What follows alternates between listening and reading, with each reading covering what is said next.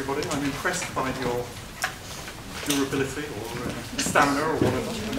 Quite endurance, thank you very much. I'm quite impressed by mine as well. My name is Steve Flinders. I'm a director of York Associates. Sorry, I didn't realise I was going to have to bring my own antediluvian laptop. It's flashing up teleconference messages, so apologies for the little messages that come up. But I work for a company called York Associates. Some of you will have just gone to my colleague Bob Dickman's presentation, and I'm going to be talking a lot about bringing management training facilities to the classroom for 45 minutes, and I'm going to be talking a bit about the book that I wrote recently as well, which I'll introduce later. So, and I think there are kind of two perspectives on this talk. First of all, what do we do with higher level business English learners, which is an interesting question, I think, and looking at what management training can do for higher level business English trainees is one perspective, and the other is professional development. Where do we stand in relation to management training? Can we do it? And can we kind of upskill or upgrade ourselves? Those are the two things I'm going to be thinking about today. And I have to stand relatively still because Mike is, I don't have to dance, so I can dance around as we go. So here is the required warm-up question. You all know who that is? You all know who that is, don't you? Okay, anybody not know who that is? Jim, have a guess. It might be Rooney. Very good. Jim Chamberlain's to the right. Rooney and Alex Ferguson. Okay, and the question that you're going to address with your neighbour for approximately 67 is, what's the question? What makes a good manager? Okay, what makes a good manager? Off you go, 60 seconds, all right?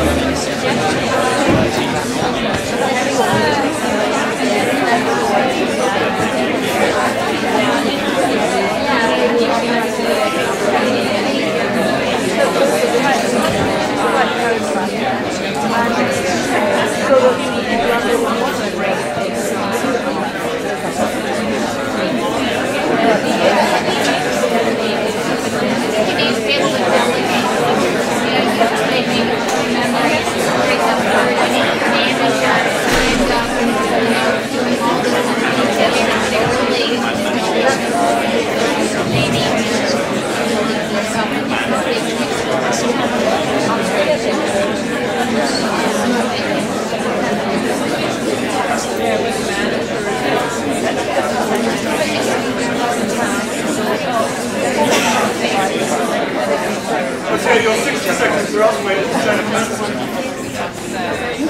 There are either some people in this room who can answer that question in less than 60 seconds, or they're very tired and very bored. I'm not quite sure. But, okay, let's have a few quick answers to that question. What makes a good manager? Good communication skills. Good communication skills. Okay, motivator. My neighbor said good people skills. Good people skills. But I said that's not fair. I said that with a Scottish accent. Okay. Self-management. Self-management. Thank you very much. More. Empowering people. Being able to empower people. Being able to empower people. Take decisions. Take decisions or ensure that decisions are taken. What did I hear down here? Delegation. Okay, delegation.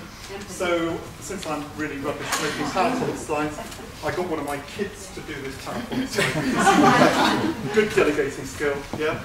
Being a good listener. Good listener. Empathy. Empathy. Being able to predict situations and react accordingly. Okay, being proactive. Yeah, Yes? Okay, thinking ahead. Yes, you happy?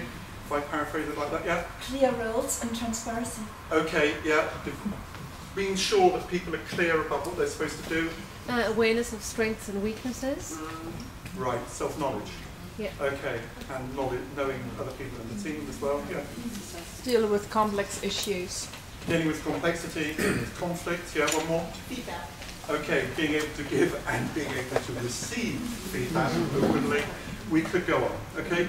So I do this question at the beginning of management training courses. I do the question at the beginning of business English courses. It's a very, very simple but incredibly powerful question that you can use in both contexts. In fact, somebody at the end of Bob's presentation said, well, you know, talking about project management, are you delivering hard project management courses, or are you delivering the language of project management? And actually, I mean, okay, of course, we'd like to sell project management rates, wouldn't we? But, you know, in fact, the needs of our clients are very often spread right across the scale. You know, very often they need help with their leadership skills, but they also need help with their language skills. They need help with their intercultural skills.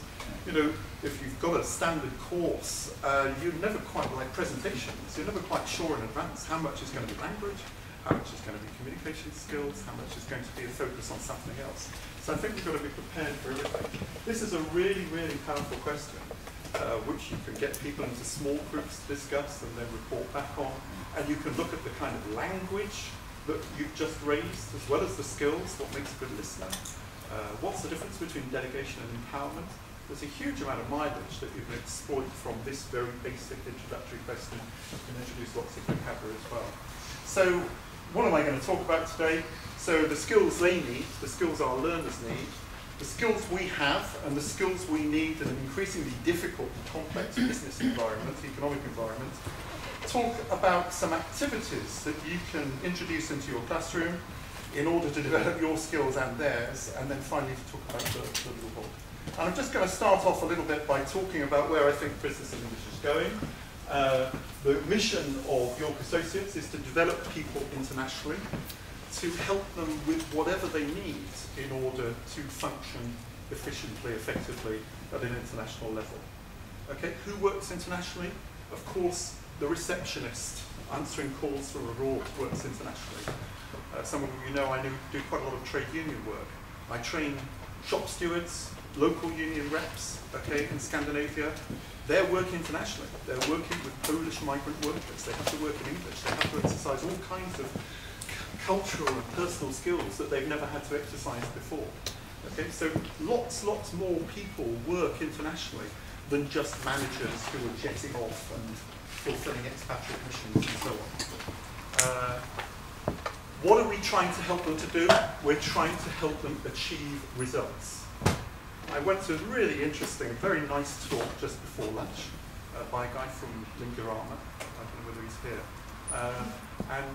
He was saying how many learners expect to do grammar in their courses nowadays. It's going down. Okay, people don't come to us anymore to do grammar or to do vocabulary. They come to us because they want to be effective in their jobs at international level. They want to achieve results. They want us to help them to achieve their professional results. And that is a wider ambition, and that's something that we really need to address. And our belief at York Associates is that in this kind of complex international environment, you can only achieve results through building effective international relationships. It's only effective international relationships where trust is there, okay, where networking is a strength that you can withstand the kind of conflicts that will arise from confusions and misunderstandings and so on. So when we start seeing things in this rather different perspective, certainly from the way that business English was viewed by us and our learners 10 to 20 years ago, then you start refocusing on the kinds of skills they need. And I think this is a kind of evolution of, this is the York Associates logo. Thank you, Bob, for lending me the slide. We started off looking at language, grammar, specialist vocabulary for different jobs. We then went into communication skills, into cultural awareness, more into interpersonal skills now, and increasing into looking at what makes teamwork and leadership work at international level. So professional communication skills, I'm really pleased that I managed to get Lenin into the book, even if we've got a little word in the middle. Okay, good presentation skills. Those are the classic professional communication skills that we've been doing for quite a while, although I had to add virtual communication skills. I think this is another theme of the conference, isn't it? A lot of people are talking about communicating virtually by telco and video conference. This is a user-unfriendly slide, but when you're thinking about intercultural skills, and we use a tool called the International Profiler to help people become more aware of their international skills. Those are some of the skills that we get people to think about. I've really only just put this in for reference. If you want more information about that, I'll be happy to tell you about it afterwards. And then interpersonal skills. Here's a plug for another York Associates book called Communication Internationally in English, written by Bob and Ian, Master of Business Spotlight, increasingly helping people to think about the communication processes involved in these interpersonal skills. And in fact, these came up, quite a lot of these, in the brainstorming that we just did. Okay, so that's a bit of a background on how the perspective on the needs of our learners is getting much more wide and complex. And what skills do we have? Well, I think we tend to feel a bit intimidated and tend to underestimate ourselves a bit, I think. Because I think that a lot of people here have, incredible skills. I never cease to be amazed by how people interact at this kind of conference. Very, very sophisticated communication skills in terms of establishing relationships, building relationships, establishing empathy, listening, and so on and so forth. And I think what we do have, intuitively at least, is an understanding of communication processes. We understand what happens in communication, what makes communication successful, at least intuitively, in a way that a lot of our learners don't. And communication and not language is at the heart of what we do. And I think that what we have to help our learners to do is to understand those communication processes. What buttons do you need to press in order to make a meeting work? Okay? What buttons do you need to press in order to make a successful negotiation? I think at least intuitively, and sometimes through learning and practice and reading and so on, we understand a lot about that. And we need to help our learners to understand what they need to do in order to be successful communicators. And then not only to understand that, but then to be able to say what they do. Because I think that good managers and good leaders are people who can transfer those skills to others. Okay? So I spend a lot of time nowadays asking my learners, okay, what is it that you do? How good a listener are you? What do you do when you listen? They say that they're reasonably good listeners, okay? What is it that you do? And sometimes people find that quite a difficult question to answer. If you can get people to reflect on what they do and articulate that, then you can encourage them to tell other people what they do. And this is very, very important leadership role in getting people to transfer the skills that they intuitively possess, perhaps, to others. Really, really critical part of management and leadership. And I think we can do a lot to help people articulate that. And the other thing, of course, that we've got, intuitively at least, is a huge amount of intercultural awareness. Nearly everybody in this room, I guess, has lived in a foreign country at some time. Yeah? And they've reflected on the experience of living in a foreign country and dealing with intercultural situations and are quite sophisticated interculturalists. I mean, this, again, is huge capital that we can bring to the management classroom as well as the business English classroom. And so it's a very similar slide to what Bob showed earlier. Our role is becoming increasingly diversified, not just a trainer, not just a language specialist, but a communication specialist, a coach, a facilitator, and various other roles as well.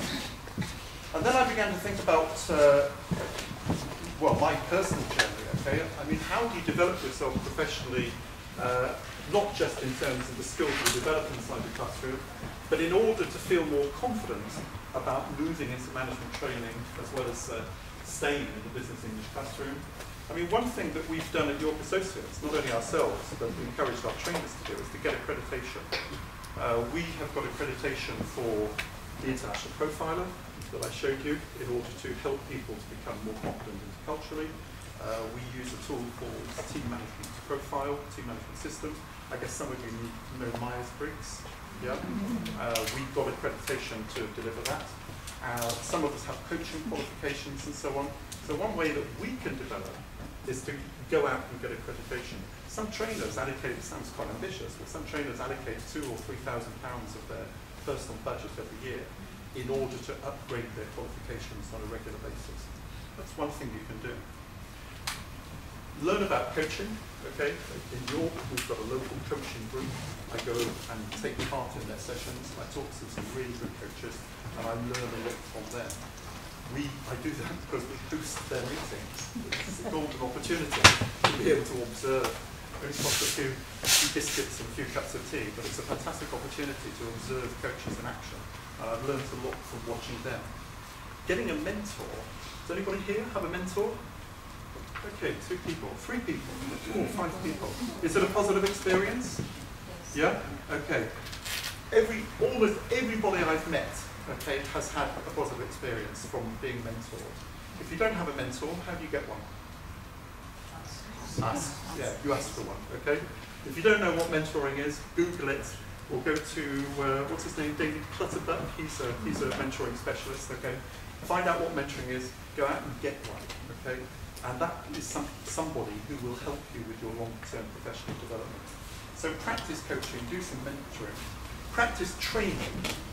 If you get a chance to do something really terrifying, I remember the first time I was asked to do a Nestle management training course, 35 people from 35 different countries. I was so terrified that I could hardly sleep, and I could hardly imagine standing in front of those people, non-native speakers as well as native speakers. 10 years ago, 12 years ago, I was truly terrified. And yet now I deliver those courses in my, well, I wouldn't say in my sleep, that's slightly misleading, but I can, I do those courses without a moment's hesitation, without a moment's reflection. And I think we have to set professional targets for ourselves. We have to set ourselves maybe 6 monthly or annual professional targets outside our comfort zone, things that we find really difficult and challenging to do, and then go for it. If you keep a management diary, and this is one of the things I encourage my trainees to do, keep a management diary, then if you keep it over 5 years, you will amaze yourself when you read back at what you have achieved. Okay? But always set yourself ambitious targets. Always go for what is difficult. Okay? And encourage your students to do the same. So try to do difficult training. Okay? I don't know, that shouldn't come to York Associates if you feel a bit nervous about it, but we'll help you. And practice managing as well.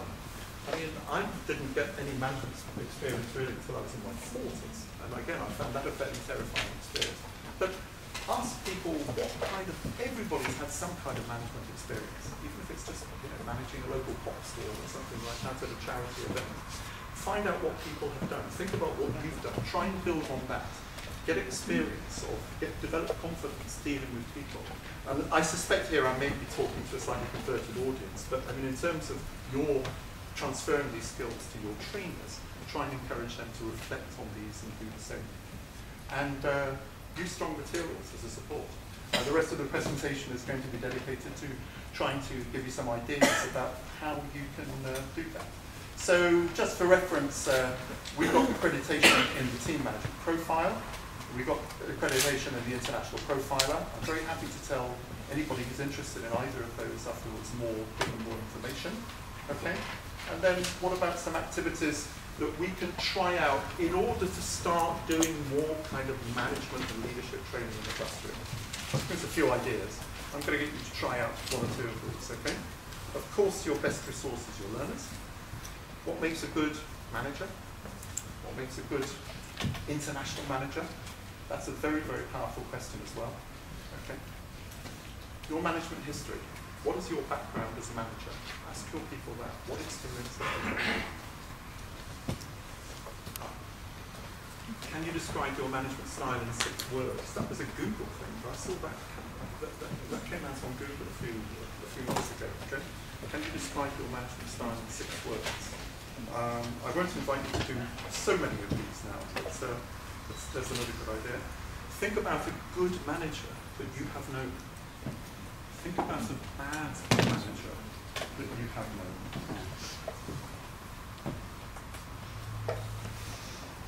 Tell stories about success and failure. What was a good management experience that you had? These are questions that you can ask your students. What was a bad management experience that you had? Okay, are these creating pictures in your mind? Are you thinking about, whenever I think about bad managers, I think of 5 or 6 different people who might have that experience. Okay? Sorry, my little bullets have got a bit mixed up here. Notions of leadership I'll come on to in a minute. Your work preferences I'll come on to in a minute. And then celebrating success. Oh, this is something you can do. Okay? How do you celebrate success? How do you celebrate success? Can we do a little pair work exercise? In your organisation, how is success celebrated? Okay, can I give you a minute to do that? I'm always interested in the answers.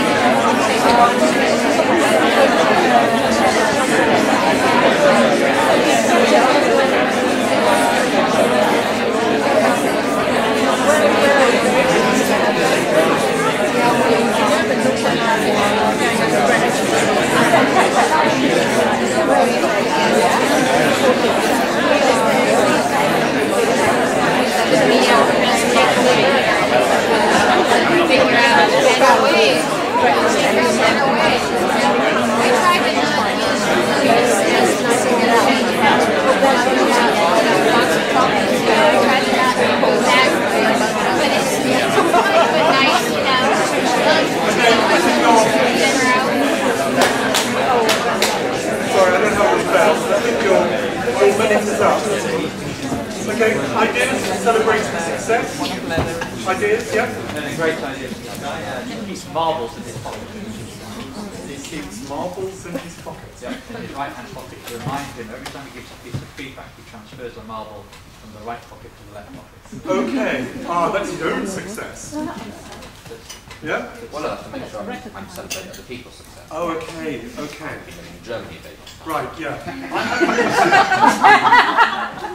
Well, yeah, I mean, the old adage that the absence of negative feedback is interpreted in German as praise. Is that right? Yeah. Okay. But that's another. I wasn't thinking so much about feedback. I was thinking more about collective celebrations of success. Yeah. You should use beans, not marbles. They make as much money. Yes. Okay. Well, let's drop the subject. Okay, success. How do you celebrate success in your organisation? Yeah. Have a party. A party. Where? Go out and He said coffee. Have a coffee. go out for a meal. Go out for a meal. Go out in the evening. Go to a restaurant. Yeah. Okay, restaurant. Restaurant meal for the group. Yeah. Okay. Yeah. Money. Okay, yeah. Sometimes, yeah, that's relatively unusual, isn't it? Okay, well, that's kind of different. That's a sort of institutionalized thing, isn't it? But, yeah. I think it's also important to celebrate small successes. Right. You don't need a big party. Something like a handwritten letter. Okay. Or a small gift voucher in the post, or just something to say. Great. Okay, so this is celebration of individual success, what you're talking about, yes. Okay, a letter, a gift voucher, yes, okay. Special dinner. Special dinner, yeah. Me day. A what? A me day. A me day. Me. Yeah. Me. Right, okay. What's a me day? That's a day off.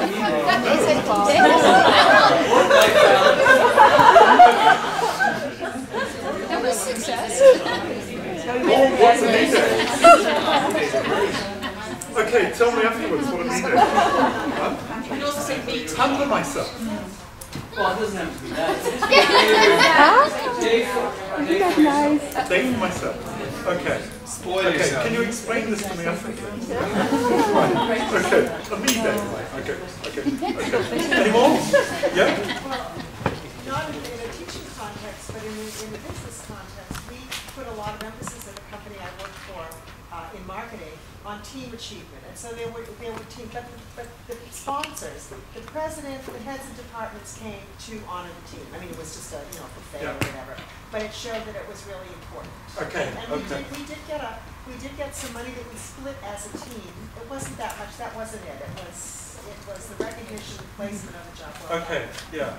I mean, I find this kind of conversation very interesting. I didn't mean how do teams celebrate success. And it's quite culture bound, isn't it, this phenomenon? Because here you're talking about the hierarchy, what the French call hiérarchie, the hierarchy of the organisation, coming and saying thank you. That sounds very French to me, actually. I don't know where you were. Boston. Oh, okay, yeah. I mean, would I feel inspired by the big boss coming and saying thank you to me? I don't know, yeah? Meals, people going out for meals, that's pretty conventional. Any others? What about you? Come on, you've got lots of experience of celebrating team success. Any good ideas? Yeah, getting an excellent evaluation and being recommended to the next customer. Okay, yeah. Getting feedback on your customer service, for example. Yeah, okay. Yeah. What are any other examples of team feedback? Certificates, yeah. Adrian? In the days when these things happen, going off on a weekend away as a whole team and just having a good time for an extension of the meal, but more than that. Do weekends away not happen now? No. No? Okay, right. We're living in the past. Any others? Any good ideas? Team celebration, yeah? We used to open a bottle of champagne. Right, okay. Well, yeah, I worked for a French company for 5 years, and if the sales figures were good, we had champagne at the end of the Well, okay, in Germany, sparkling wine, it's not quite the same. Yeah. It's not bad, okay. Alcohol? If it's culturally appropriate. Yeah. Going out for meals? Any other celebrations? Yeah? Okay, I mean, I ask you the question, the point I'm trying to make is that we can, celebrating success is incredibly important for team dynamics, people feeling positive about themselves, about each other, and so on, isn't it? But very often it's ignored. And getting people to share ideas, getting people to look at what happens in different countries. We've heard a sort of cultural range of ideas. I mean, I know in America, there's a lot of, in the United States, there's a lot of kind of salesman of the month awards and that kind of thing. Yeah, it happens to a certain extent in the UK as well. In other cultural environments, that would be very important. But just introducing the question, getting people to talk about it, okay, getting people to exchange ideas, maybe putting people into a little working group to come up with some new ideas and some original ideas. I mean, here, the difference between business English training and management training is really not all that distant. But on the other hand, if you can get people to think about these things and then actually start doing them, then you're going to be adding to the life of the team or the department or the project or whatever. Okay, the last bullet here talks about notions of leadership, and I'm going to come back to that in a minute, but more of my son's slides, okay? Describe your best boss. Describe. I I won't ask you to do that now. Describe yourself as a manager. I mean, linguistically that's quite challenging, but it's also quite a challenging leadership concept, and very much to do with self-knowledge, the point that you made before. What's this? What makes okay. Barry in his talk this morning, Barry Tomlin, dealt with listening. I mean, very often when you get this kind of when you ask the question, what makes a good manager, listening is very high on the list. And yet investigating what happens when people listen, or what doesn't happen when people listen, getting people to exchange ideas about listening, again, is a very, very rich source that gets people to reflect and learn from each other. I wanted to come next to notions of leadership. Before I click on the slide, I mean, again, I was very interested in what Bob was talking about in terms of team shape. You know, he showed the kind of classic box hierarchical organization chart as one team shape, and then he showed some interlocking circles as another team shape. And it occurred to me that it might be interesting to get people to draw the shape of the team. I mean, I find it's very difficult for people to describe the shape of the team. When we talk about a team, very often people's reflexes are to believe that there has to be a manager, there has to be a leader at the top. And I'm very interested myself in this idea of shared leadership or servant leadership. I like to use the passive a lot when I'm talking about management and leadership, okay, as I did for somebody over there, okay. Somebody said, yeah, a good manager has to be a good decision maker. And I kind of turned that round, and I said, a good manager has to make sure that the decisions are taken. And that's very, very different. There's a kind of conventional, traditional view that the boss, the manager, the leader has to, you know, do all those things him or herself. And as Bob was saying, there are a lot of projects where the world is fuzzy, where the world is complex, where the world is changing very, very, very, very fast. You actually need to identify people who are good at the different skills that go to make up the leadership package. You know, I mean, when I do the What Makes a Good Manager exercise, I write them up on the board, and then, you know, we've got 30 things on the board. I say, well, you know, who can do all those things? Because nobody can do all those things, you know. I mean, you might aim to do that over 25 years of career development, but nobody can do all those things. But the important thing is to make sure that those skills are exercised, right? So I have this view of shared management, and Chris wanted me to take out this slide, but I stubbornly left it in, so can you read it from the back, Chris? No. No, okay. I'll read it out very quickly, okay? From a woman who I admire a lot, Beverly Alamo Metcalf, and I put this article in the book. The last few decades in which chief executives of large US companies became focused of study, heroic models of leadership have dominated leadership. That is, notions of larger-than-life, charismatic individuals that excite others to follow them. Followers are relegated to the role of passive recipients of charms who rely on the leader's saviour. In general, researchers found that women are more likely to adopt an approach to leadership which is based on genuine empowerment as a partnership in which the views of the staff are taken seriously.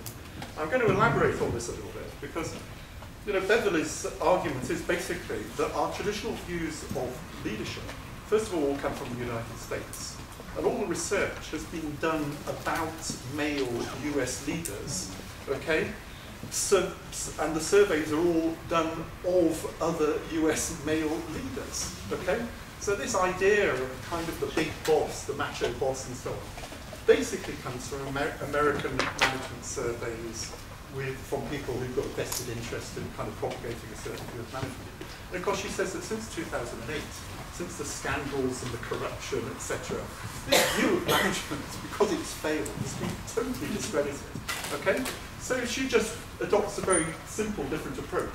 Let's ask the lead what makes a good manager, okay? Let's ask the followers, the people who are bossed around. And all her research, okay, if you Google her name, you've got some very, very interesting stuff on the internet, okay? All her research is asking the followers what they think makes a good manager. And of course, a lot of followers are women, for a start. So they come up with a very, very different view of what good managers are. And she's going around now trying to get people to think about what followers expect from managers. And it's a very, very different view. And in fact, I mean, you know, ideologically speaking, I'm trying to put some of this stuff into the book, this idea of servant leadership. And it seems, again, to me to be a very rich source of debate and discussion to get people to think about notions of management, team shape, and so on. Okay, here's another exercise that you can do that I borrowed from the team management profile. This is to do with work preferences. Can you spend 15 seconds answering the first question, 15 seconds answering the second question? The team management profile is based on different kinds of work, okay? 8 different kinds of work. We need to perform all those different kinds of work in a team to make sure that the team is successful, all right? Can you identify, for question 1, 1, 2, 3, which ways in which you spend most of your time? Okay, can you do that? Which ways, how do you currently spend your time? Take 3 of them and identify, just write down which ones you spend most of your time on. 1, 2, 3. Okay? So if you spend a lot of time organising, write down organising number 1. Okay? And then answer the second question, how would you like to spend your time? Okay, you got that? You're all looking totally baffled. Do it anyway.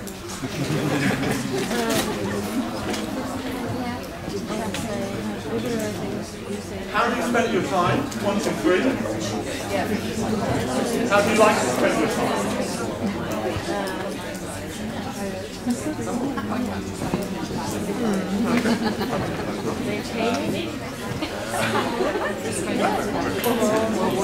Don't talk about it, just do it.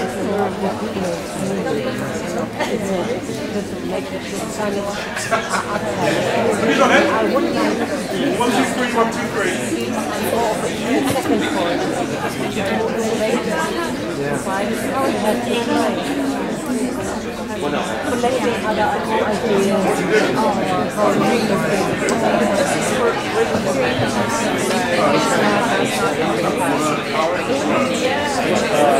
This is a work. Training. Training is producing. Training is producing. Most of the time. Organising. If you all want that. Okay, what's my next question? Why am I asking you?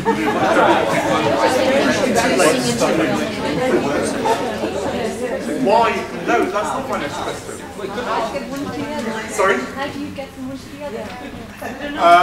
That's not quite my next question.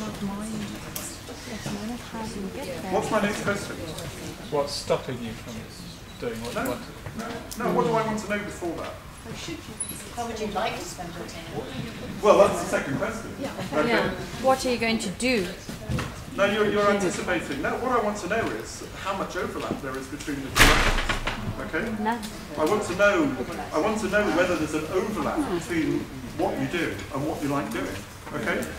Right? Has anybody got the same 3 answers? Yes. Okay, 3 people have got the same. What they do is what they like doing. 3 people in this room. Yeah?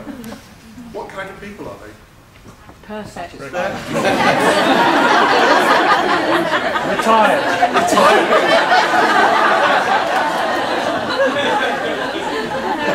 They're happy bunnies. They're happy bunnies. People who spend all their time, we know that, don't we?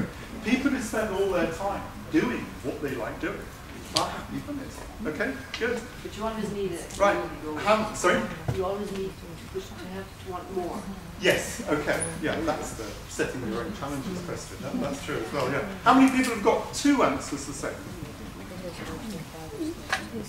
Moderately happy bunnies. Okay? How many people have got 1? Oh, jeez. Slightly less than miserable. Okay.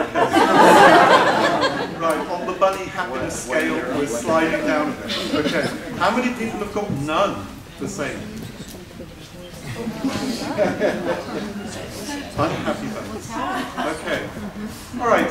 What's the point? And then, okay, this is a really high-risk exercise. Okay, getting people to think about what they like doing and what they are doing. Okay, is a pretty high-risk exercise. But I've never had anybody throw anything at me as a result of doing this. Okay, and I do this with managers again. Not yet. Okay. I mean, getting people to reflect about their preferences at work is a pretty basic thing, okay?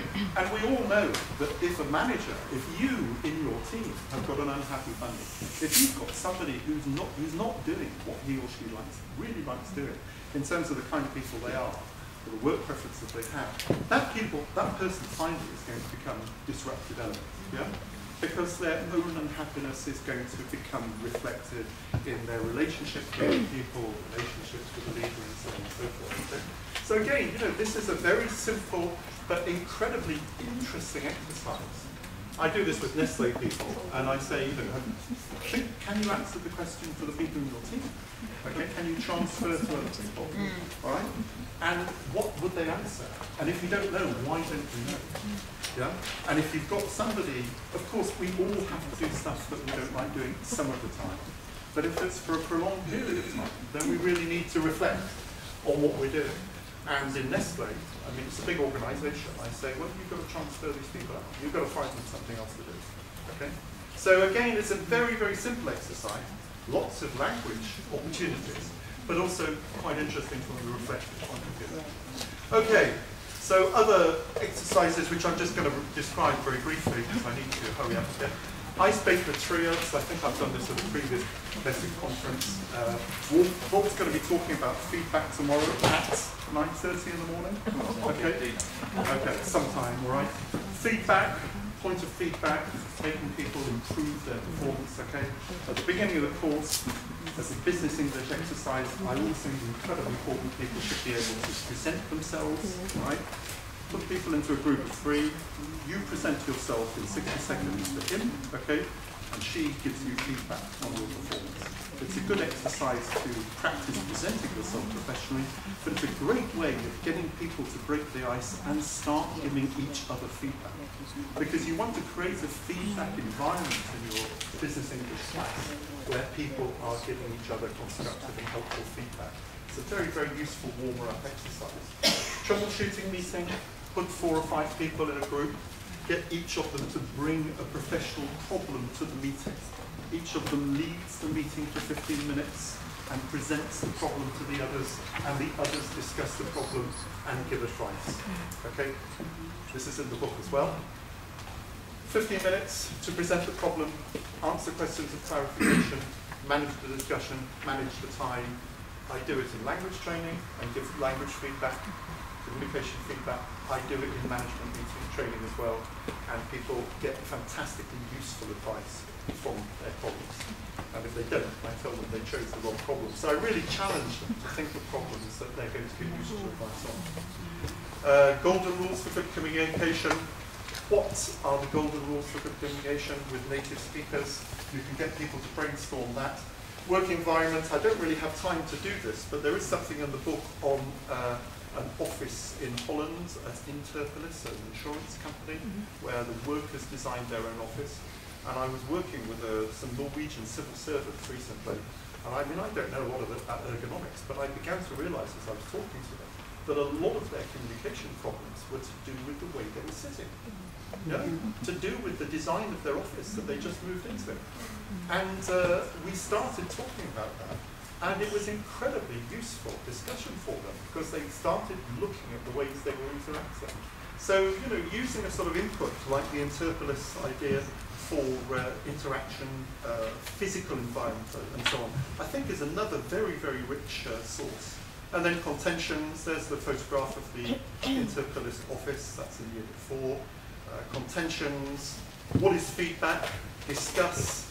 What is appraisal? I like this one, that's also in the book. You shouldn't hear or say anything in an appraisal. Oh, in an appraisal. No, I think I missed that. You shouldn't hear or say anything in an appraisal. In an annual appraisal, sorry, delete that. say anything in an annual appraisal that you haven't heard or said already. Okay? In how many organisations does that happen? Discuss. Okay. Okay, here's the book. For those of you in Bob's presentation, I used the Jeremy Comfort model. Those are the units. Okay? This is the unit structure that both Bob and my book follow. So we've looked at communication skills, professional skills, intercultural skills, language reference, and tips which are useful for you as well as for them. And then the series is those two titles just out, Managing Change, Working Virtually, out next year. Any questions? Come and ask me afterwards. And then if all else fails, use Dilbert. Okay, time's up. Thank you very much, ladies and gentlemen.